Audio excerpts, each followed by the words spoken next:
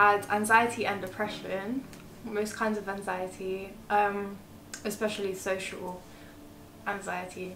It got really bad last year.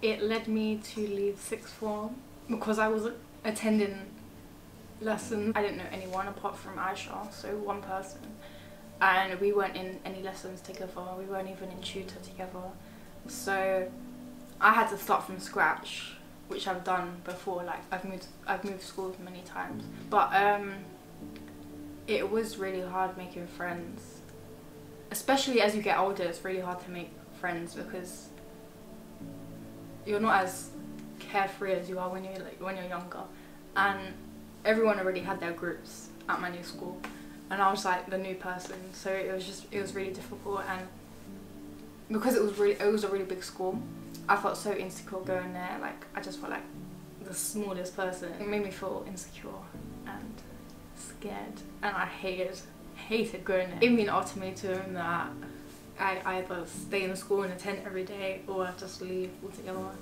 So I left and I started working. It helped me boost my confidence, but then I left work and I was unemployed for a few months, so I wasn't really doing anything apart from dance and gym, and that made me go into depression and anxiety again because I had nothing to occupy my mind. A day in the life of Zoe. Here are the nudes / peaches. That is just miscellaneous. Leggings. What leggings am I gonna wear? I have too many. Look, I can't even move anything in here now. It's literally, I can't.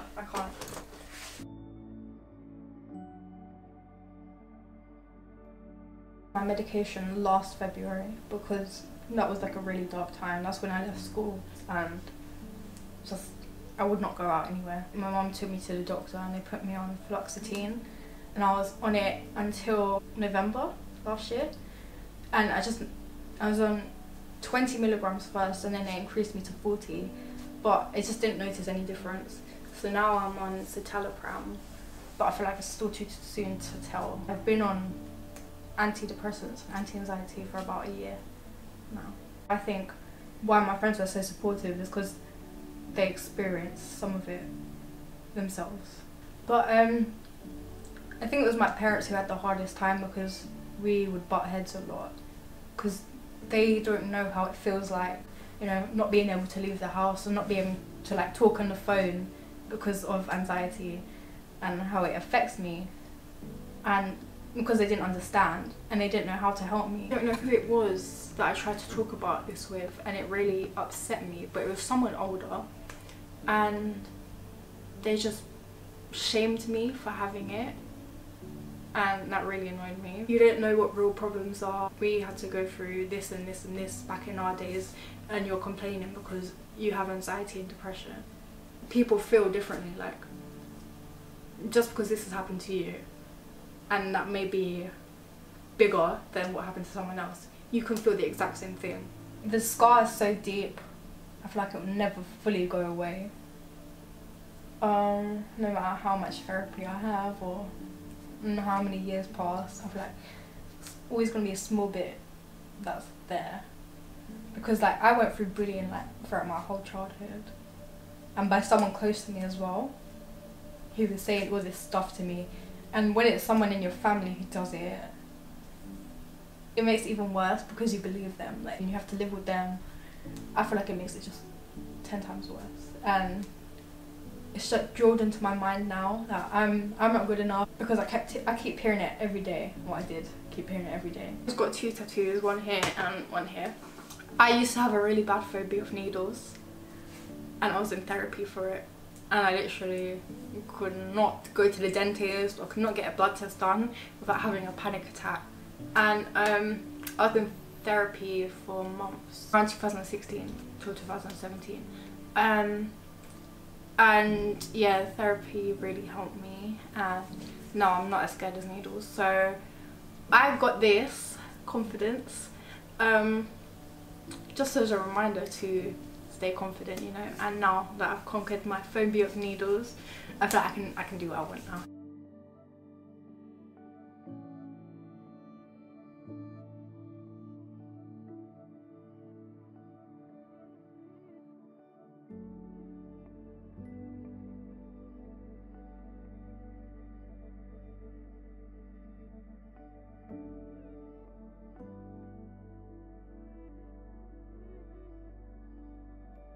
I first experienced mental illness when I was about 6 years old, and it was anxiety, which caused me to have like an eating disorder where my throat would kind of like close up.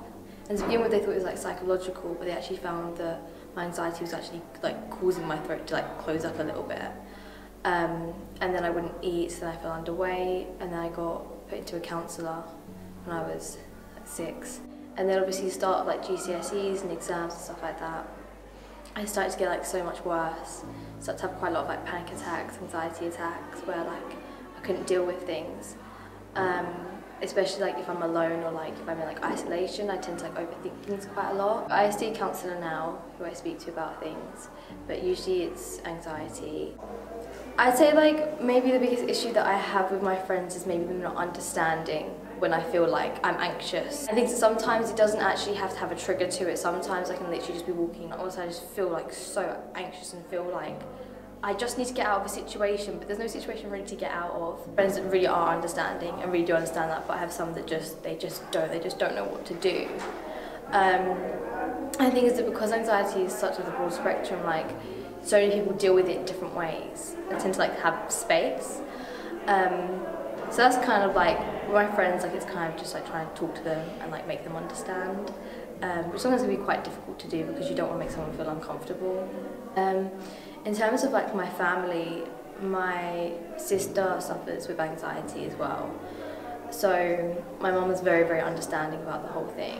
Especially when it comes to like exams and stuff like that, she understands that sometimes I need like a break from working and stuff because if I overwork then I just can't cope. Whereas more of my dad can be a little bit not very understanding. He tries, he does, but not as much as maybe he should. Certain things like, it sounds really weird, but like walking through the common room at the beginning of the year, like I had like such anxiety about doing that and I felt everyone was staring at me. And it sounds really stupid because I knew that they weren't. But like, it's really weird because maybe like a year ago I kind of just shied away from it and not dealt with it. But I think that kind of like me now facing the issue and just kind of like going for it, like that really has helped me like kind of get over that quite a bit.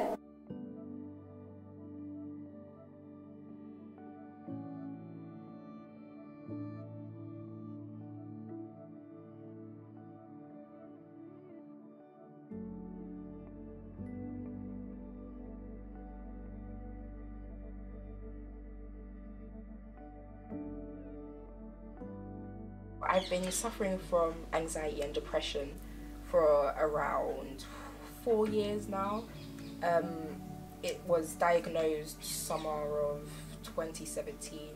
When I first sort of felt a little bit different, I wasn't sure what it was. I just knew that I was emotional a lot, and my friends sort of picked up on it because they would see me in class and they would see that I'm not okay, but I never really knew how to articulate how I was feeling. That caused a bit of a ripple in some of my friendships because they didn't really know what was going on and I wasn't telling them what was going on. That was in the earlier years then. Around year 11 I completely isolated myself from pretty much everybody. After GCSEs finished and during GCSEs actually, I isolated myself. I didn't leave my room.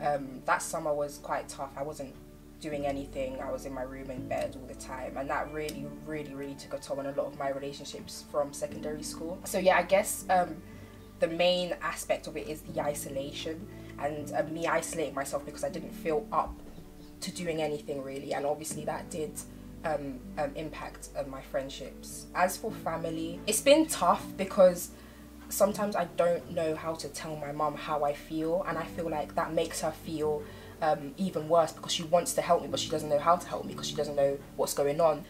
During GCSEs I found that, and it's going to sound really nerdy, but I found solace in revising. So even though I didn't feel motivated to do anything else, the one thing that kind of distracted me from everything that I was feeling inside was just sitting at my desk and studying. And in some aspects that was a positive thing because, you know, I was doing something productive and I was revising and studying, but on the other hand I wasn't doing anything else. So, and obviously that's quite unhealthy. It's not the most a positive coping mechanism, me studying and literally not doing anything else at all. But when I got to sixth form, and I was after the year 11 summer holidays, I found that it just got to a point where even revising wasn't distracting me from anything. So I would literally not do anything at all. And this is recently, of course, because I just started year 12, but I would come home, get in bed and just sleep. And sleep was, you know, one of the main factors. I wasn't doing anything other than that.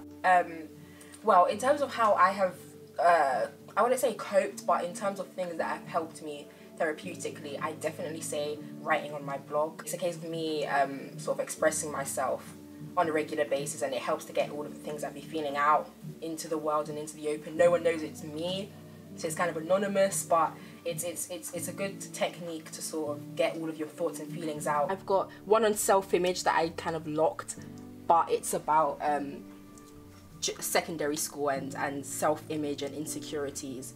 This post was made in December. It's sort of just an update, I guess, because I said it's been a while, and it's just me like reflecting on a lot of things. I said oftentimes I reflect on a lot of my friendships, my personality, my life, existence. July last year, so it's been quite a while, but that was when it was about 3 a.m. and I was just completely overwhelmed, and I thought, you know what, let me just write it all out. So that's why it's literally one massive incoherent blob, but it kind of makes sense. With friends, even though they don't really understand what's going on, they can still sort of sympathize with you, but it's mainly from some adults, and particularly in my cultures, I'm Jamaican. The sort of mantra is, you know, just get up and do it. You know, what you're experiencing isn't something that should impact your life in any way, even though you can't control it. It's sort of just get up, do what you need to do. You know, you can push through this, but sometimes, you know, when you're suffering from a mental illness, it's not just a case of get up and do it and you'll be fine. You know, it's much deeper than that.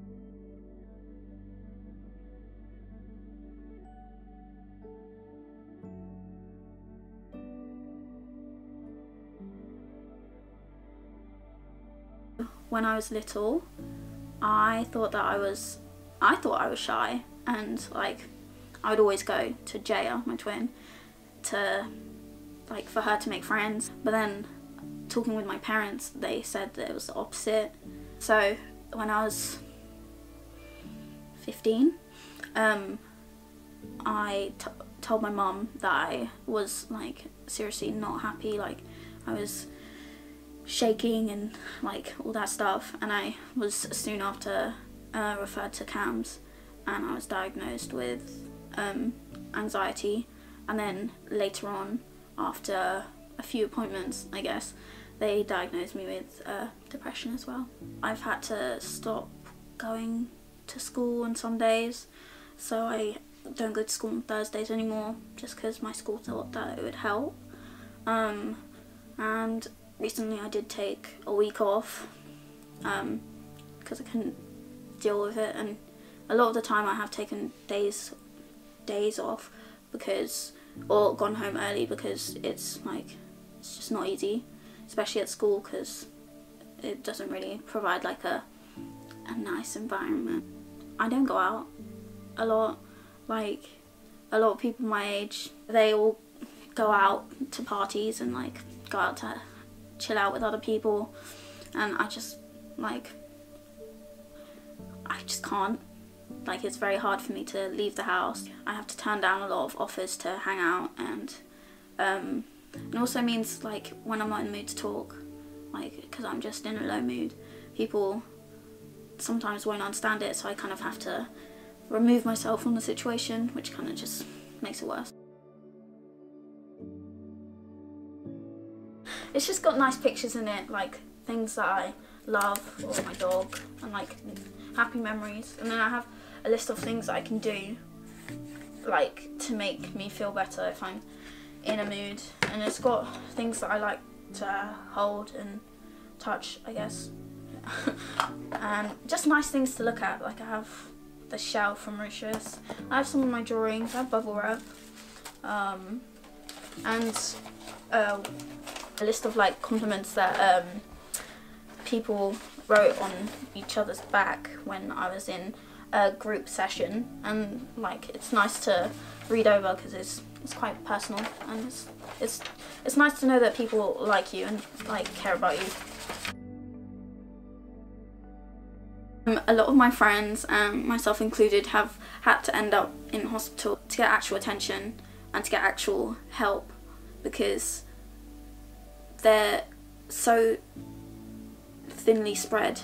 Like there aren't enough psychologists and psychiatrists and everything else. And I read that a quarter of all people who are referred to CAMHS like get rejected, but then that's a quarter of people who need help, but they aren't deemed critical enough. And it just gets worse as you grow older, because when you turn 18, when I will turn 18, I'm going to be dropped from their service, and in order to get proper help, like the help I should be receiving now, I would, like, the criteria is just so much higher. My family have been supportive, but it's definitely been an adjustment for them, knowing what I have done and how I'm feeling. So they do treat me differently now, but I suppose it's what they need to do. But it gets quite annoying because I'm not allowed really to be by myself sometimes, and I'm not allowed certain objects, and I have to be like, they're constantly checking up on me, which is fair enough, but it just, like, I'm a teenager and I want my space, but I understand why they do it. And people treat me differently because even if they don't know, if they like kind of suspect something, they'll begin to like shy away or change the way they act around me, which is not what I want or need.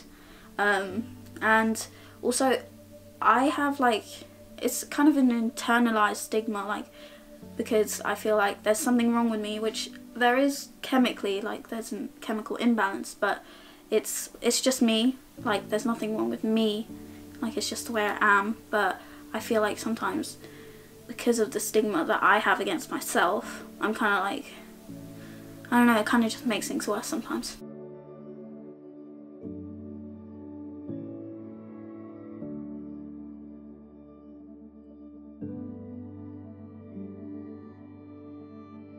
You don't know what people are going through behind closed doors unless you've witnessed it or they tell you.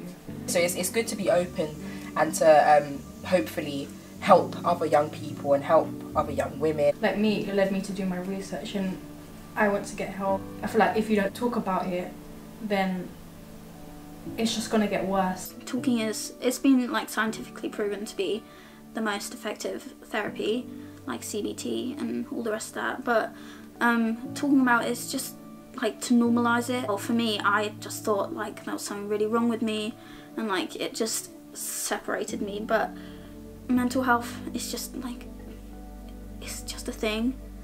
Like physical health is just a thing, but it's just important to like, especially for younger kids who don't exactly know, or just for people who don't know in general, it's important to just make them aware that it's okay.